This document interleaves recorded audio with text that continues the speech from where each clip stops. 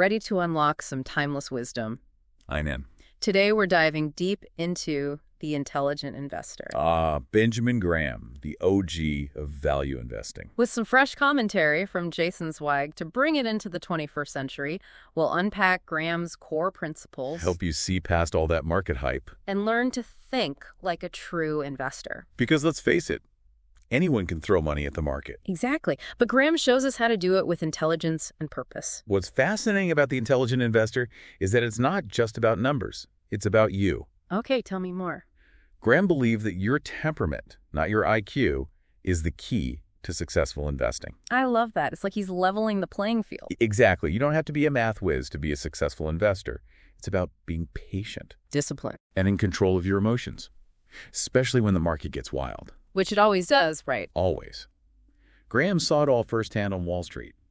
Started as a clerk, worked his way up to running his own investment firm. And became a legend by finding those hidden gems. The undervalued companies that everyone else seemed to miss, like Northern Pipeline Co. What's the story there? Graham discovered it was trading for less than the actual value of the bonds it held. Wait, so the company was worth less than its own cash. Talk about a hidden treasure. That's Graham for you. He knew how to find value where others saw nothing. And that story really highlights the difference between investing and speculation. Two words we hear all the time, but Graham saw them as worlds apart. Absolutely. For Graham, investing was all about rigorous analysis. You really have to understand a business inside and out. Doing your homework. Exactly. And then only buying when you have that margin of safety, you're getting more than what you paid for. Speculation. That's driven by rumors and emotions, chasing the next hot stock tip. So it's like building a house on solid rock versus building it on shifting sand. Perfect analogy. Investing, with its focus on analysis and safety, that's your bedrock. Speculation, that's like gambling. You're at the mercy of forces you can't control. And Zweig's commentary in our excerpts really brings this contrast to life, especially with examples like the dot-com bubble. Oh, the dot-com bubble. Remember analysts making those crazy predictions? Like Henry Blodgett's infamous Amazon price target? It was astronomical, wasn't it? Out of this world. And people actually believed it. They got swept up in the hype. It was a speculative frenzy. Yeah. And when reality set in, ouch. Not pretty. Then there's the foolish for stock picking formula. The ultimate example of mistaking random patterns for some magic formula. People thought they had cracked the code, but it was just an illusion. And a costly one at that. So, if speculation is essentially gambling, how do we approach the market with that intelligent investor mindset? Graham offers some powerful mental models. One of the most famous is the allegory of Mr. Market. Mr. Market, tell me more. Imagine this. Every day, Mr. Market shows up at your door, ready to do business. He's offering to buy you out of your shares or sell you more. Sounds tempting. But there's a catch, right? Well, big one. Mr. Market is wildly emotional. His prices are all over the place. One day he's euphoric, the next he's despondent, but his offers are rarely based in reality. So how do you deal with that kind of erratic behavior? You don't. You recognize that you are in control. Don't let Mr. Market dictate your moves. You decide when to buy or sell based on your own assessment of what a business is truly worth. So you're not letting his emotions influence your decisions. Exactly. You are exploiting those market fluctuations, not being ruled by them. Which brings us to Graham's cornerstone, the margin of safety. The holy grail of value investing. So break it down for us. What is it? It's the principle of buying assets for significantly less than their intrinsic value. Like getting that proverbial dollar for 50 cents? Precisely. You're buying $1 of value for, say, 50 cents. That difference, that's your margin of safety. Okay, I'm liking this already. But before we go any further, let's talk about intrinsic value. It sounds like it's at the heart of Graham's approach. Absolutely. Intrinsic value is what a business is truly worth based on its assets, its earnings, and its future prospects. So it's not just about the current stock price. Nope. It's about looking under the hood, understanding the engine that drives that business. If you were buying the entire company, what would you pay for it? That's intrinsic value. So finding the margin of safety is about digging deep into a company's financials, figuring out its true worth, and then waiting for that opportunity to buy it at a significant discount. You've got it. And Graham provides a great example with National General. They had these things called warrants, the right to buy more shares at a certain price. By factoring in the real value of those warrants, It changed the entire picture. completely. Suddenly, a company that seemed fairly valued on the surface was actually a bargain. This deep dive into the numbers revealed a completely different picture than what the market was seeing. That's fascinating. It's like finding that hidden room full of treasure that everyone else has overlooked. And this is how you, the listener, can uncover similar opportunities in today's market. It's about seeing the potential that others miss and having the patience to wait for the right moment to invest. But Graham knew that not everyone has the time or the inclination to become a financial detective. Right. Some of us have lives. Exactly. So he introduced another powerful tool, especially for those who want to remove emotion from the equation: dollar cost averaging. Okay, so walk us through how that works. It's elegantly simple. You invest a fixed amount of money at regular intervals, whether the market is up or down. Ignore the noise.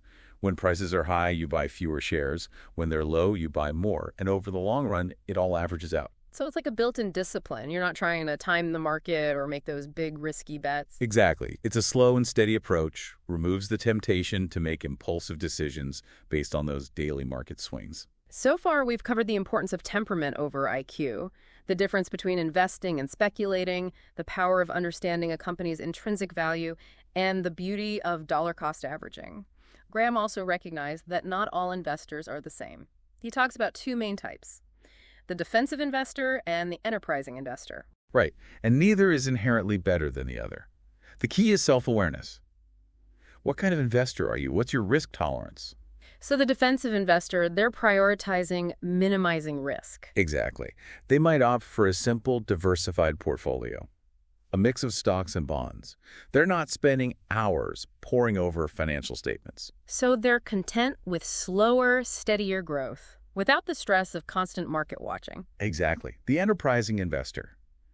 They thrive on research and analysis. They're digging into the nitty-gritty of companies, understanding the ins and outs of different industries. They're okay with a bit more risk for the potential of higher returns. Exactly. And it's not about being a financial expert, right? It's about being honest with yourself.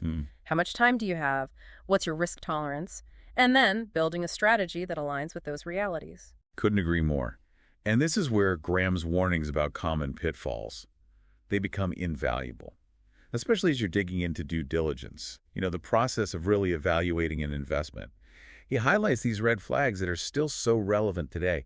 It's like he's giving you a glimpse into his thought process. It's like we're getting a masterclass in financial detective work. Exactly. So what kind of things should we be looking for? Well, Graham was always wary of companies that presented these convoluted financial statements, where you can't easily understand how they're making money. Right. It's like trying to solve a puzzle where the pieces just don't fit together. Exactly. And often, that's intentional. They're trying to obscure their true performance, hoping investors won't notice those discrepancies. And then you've got your OPM addicts, as Graham called them, those companies hooked on other people's money. Ah, yes. Always borrowing or issuing new shares to keep the lights on, instead of generating cash from their core business. It's like someone constantly borrowing from their credit card to cover their expenses. Eventually, that debt catches up. No doubt about it. And Graham's not afraid to call them out. Remember his example of Micron Technology, the poster child for non-recurring charges that, ironically, kept recurring. Right. Micron always writing down their inventory because it wasn't selling as fast as they'd hoped. Not a great sign for investors. Not at all. And then there's the infamous case of Enron, a company that took financial manipulation to a whole new level. Enron's collapse was a wake-up call for a lot of investors. It really highlighted the dangers of not looking beyond the surface. Right. You can't just look at the numbers. You have to understand the context, the corporate governance. Are there any conflicts of interest? Exactly. And that's why Graham stresses the importance of really scrutinizing a company's proxy statement. It's like peeking behind the curtain to see how the company's really being run. You want to make sure the management team, they're acting in the best interest of the shareholders. Not just lining their own pockets. Exactly. It's about being an active owner, not a passive bystander.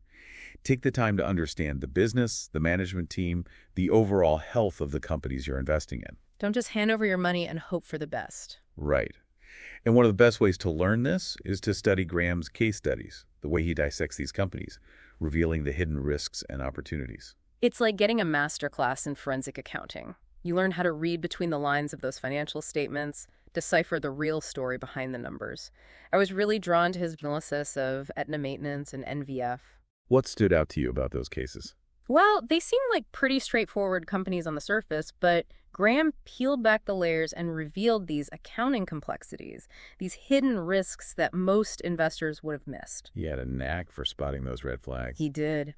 And his analysis of tech companies, even back then, it highlighted how quickly those businesses could change. Making them both exciting and risky for investors. Exactly. It's amazing how many of his lessons are still so relevant today, like his comparison of American Can and Pennsylvania Railroad. He used that simple but powerful graph to show how even companies in completely different industries Can experience very similar market cycles. Exactly. It's a reminder that the market can be driven by sentiment, by fear, and greed. And that's why that margin of safety is so crucial. Speaking of long-term success, Graham's appendix, featuring those super investors of Graham and Doddsville, it's like a hall of fame for value investing. Right. It's proof that Graham's principles actually work. These investors, they weren't Wall Street insiders. They didn't have some crystal ball. They just had a deep understanding of Graham's core principles. And what's fascinating is their diverse range of styles. Right. Yeah. Some had these really concentrated portfolios, others were more diversified, but they all achieved incredible returns. It shows you that there's no one-size-fits-all approach to investing. It's about finding what works for you, what aligns with your personality, your risk tolerance, and your goals. I was particularly struck by his example of the Washington Post Company back in 1973. The market valued it at $80 million. But their assets, the Post, Newsweek, several TV stations, Worth at least $400 million. talk about a screaming bargain. It really highlights the importance of recognizing value when others miss it. And understanding that the market price doesn't always reflect a company's true worth. So how do we find those hidden gems, those overlooked opportunities? It's about being willing to do the work, to really dig into the numbers, understand the business. And have the patience to wait for the right opportunity. Exactly. The super investors, they prove that it's not about being smarter than everyone else. It's about mastering your emotions, being patient, being disciplined. Right. Avoiding those knee-jerk reactions, those emotional decisions driven by fear or greed. It's about tuning out the noise, focusing on the long game, even when the market gets chaotic, which, let's be honest, it always does. Always. Graham also emphasized something that often gets overlooked, the relationship between shareholders and management. So we're shifting from analyzing numbers to understanding the people. Exactly. When you buy a stock, you are becoming a part owner of a business. You have a stake in how that business is run. And you have every right to hold the management accountable. It's like being a silent partner. You want to make sure the people in charge are competent, they're ethical. And they're acting in the best interest of all stakeholders. So what are some key questions investors should be asking? Graham suggests a few. Is the management team efficient? Are they transparent in their communication? Are they avoiding unnecessary risks, excessive spending? Are they investing for the long-term health of the business? Those are important questions. It's about looking beyond the bottom line, assessing the character and competence of the people you're trusting with your investment. Exactly. And that's why he stresses the importance of, again, that proxy statement. It's like getting a backstage pass. Exactly. You get to see the company's operations, their compensation practices, any potential conflicts of interest. It's about being informed, engaged. Absolutely. You're an owner, you have a voice. Throughout our deep dive, I'm struck by how Graham's ideas go beyond just making money. What do you mean? They're about thinking clearly, rationally, about investing, understanding your own psychology, navigating the market with wisdom and prudence. It's about aligning your financial decisions with your overall life goals. Absolutely. He understood that investing is not just about numbers.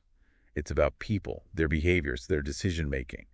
And it's about building a solid financial future. It's about aligning your financial decisions with your overall life goals. Right. Absolutely. Yeah. He understood that investing is not just about numbers. It's about people, their behaviors, and their decision-making processes. And that brings us back to that central concept, the margin of safety. We've talked about it in relation to individual stocks, but how can we apply this to our entire portfolio? That's a great question. It's one thing to find undervalued companies, but how do you protect yourself from the unexpected? Those market swings that can shake even the most seasoned investor. That's where diversification comes in. Think of your portfolio like a basket of investments. Stocks, bonds, real estate, whatever you hold. Yeah. The margin of safety for your entire portfolio comes from not putting all your eggs in one basket. So if one investment takes a hit, you've got others to cushion the blow. Exactly. And diversification isn't just about spreading your money across different types of investments. It's also about diversifying within those categories. Okay, I see what you mean. So don't just buy tech stocks, for example. Yeah. Branch out into different industries, different companies, even different countries. It's like building a well-balanced ecosystem Hmm. where different elements support each other, create that resilience. So if one area takes a hit, The others can pick up the slack. you mentioned something earlier about diversification increasing your chances of picking big winners. Yeah, absolutely. Even the most skilled investors. We can't predict the future with 100% certainty. Nobody can. But by diversifying, you increase your odds of owning those super stocks, the ones that could really take off over the long run. The ones that make you say, I knew it. Right. And Graham illustrates this with a fascinating example from Money Magazine. They identified the 30 best performing stocks over a 30-year period. And the list is full of surprises. Southwest Airlines, Dollar General, even a snuff tobacco maker. Not exactly the companies that were grabbing headlines. But they turned out to be huge winners. Huge. And that's the beauty of diversification. You're casting a wider net, increasing your chances of catching those unexpected winners. So it's not just about avoiding risk, it's also about maximizing your chances of benefiting from those unexpected market terms. Exactly. But diversification, it only works if you combine it with a long-term perspective. And this is something Graham emphasizes throughout the book. Tune out the noise. Exactly. Because in the short term, the market is incredibly volatile. It's driven by news, emotions, rumors, all sorts of noise. But over the long term, the market tends to reflect the underlying value of businesses. It's like watching those waves crashing on the shore versus diving deep below the surface, where it's calm and you can see those steady currents. Exactly. You've got to tune out the daily ups and downs and focus on that bigger picture, the long-term growth potential of the companies you own. Which takes patience. A lot of it. Yeah, It takes discipline. It takes a willingness to ride out those inevitable market storms. Because as Graham points out, the more often you check the prices of your investments, the more likely you are to be swayed by those short-term fluctuations. And make emotional decisions. Exactly. You start second-guessing yourself, making rash decisions that you later regret. He makes an interesting comparison in the book. He talks about owning a private business, one that doesn't have a publicly quoted stock price. And how would you approach that? Well, you'd be focused on the business itself, right? How's it performing? Is it growing? Are there ways to improve it? You wouldn't be constantly checking to see what someone else might be willing to pay for it on any given day. Exactly. You're an owner, not a trader. And that shift in mindset, it changes everything. It really does. And it encapsulates the essence of being an intelligent investor. It's not about trying to outsmart the market, predict the next hot stock, or time those entries and exits perfectly. It's about building a solid foundation based on sound principles, understanding the value of businesses, buying them at a discount, and holding them for the long term. Exactly. And that's what makes the intelligent investor so relevant, even today. It's not a get-rich-quick scheme. It's a philosophy, a framework for making sound financial decisions, decisions that stand the test of time. It's about approaching investing with wisdom, not fear, with prudence, not greed, and tuning out all that noise to focus on what truly matters, building that secure financial future. Couldn't have said it better myself. Well, I think that's the perfect note to end on. If you're looking for a timeless guide to navigating the market, a book that will challenge you, make you think differently, The Intelligent Investor is a must-read. It's one of those books you can come back to again and again and always find something new. Who knows? It might just help you discover your own inner super investor, that ability to make those rational, informed decisions and build that lasting wealth. Thanks for joining us on this deep dive into The Intelligent Investor. It's been a pleasure. Until next time, happy investing.